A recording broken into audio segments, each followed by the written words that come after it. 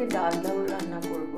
ডাল দাও রান্না করতে আমার লাগবে লাউ, পেঁয়াজ, রসুন, ডাল, ধনিয়া পাতা, হলুদ গুঁড়ো, মরিচ গুঁড়ো আর তেল।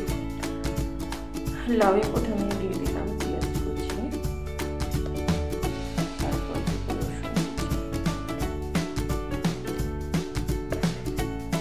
তারপর থেকে 4টে কাঁচামরিচ দিয়ে দিলাম, তারপর দিয়ে দেবো ডাল।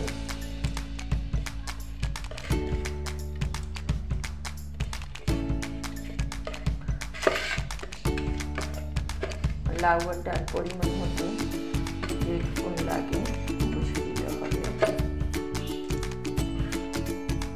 ডাল দেওয়ার পরে দিয়ে দিচ্ছি লবণ,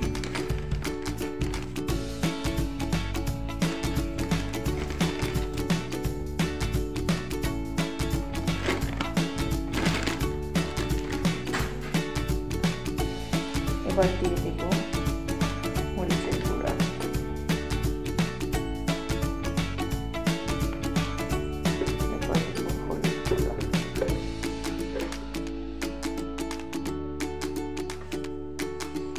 এরপর ধনিয়া পাতা, তারপর দেব সয়াবিন তেল।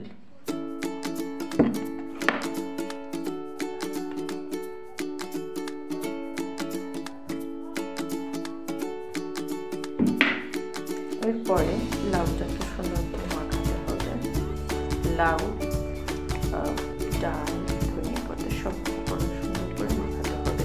এই মাখানোটার উপর ডিপেন্ড করবে যে আপনার তরকারিটা কেমন মজা হবে।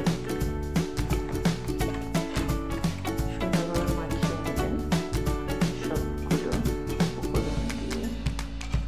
মাখানো শেষ হলে অল্প আছে চুলে বসিয়ে দেবেন। তারপর 30 মিনিট পর বা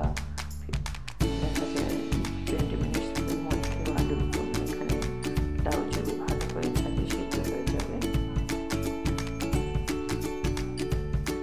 এবার আমি চুলায় দিয়ে দিলাম লাউ। এখানে চুলাটা মিডিয়াম আছে জ্বালিয়ে নেব। তারপরে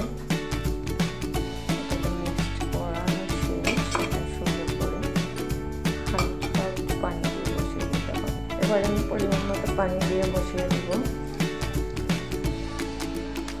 এরপর হয়ে যাবে 20 মিনিটের মধ্যে। লাউটা পচে যাচ্ছে, বসিয়ে দিলাম। এবার লাউটা দেখবো যা আছে, দেখতে পাচ্ছি লাউটা মোটামুটি হয়ে গেছে। আরেকটু হবে, মাখা মাখা উঠাতে হবে। এই লাউ রান্নাটা যারা ম্যাচে থাকে, মেয়েরা বা ছেলেরা ব্যাচেলর থাকে, তাদের জন্য একদম সহজ, কারণ তারা সব উপকরণ দিয়ে একসঙ্গে বসিয়ে দিতে পারবে।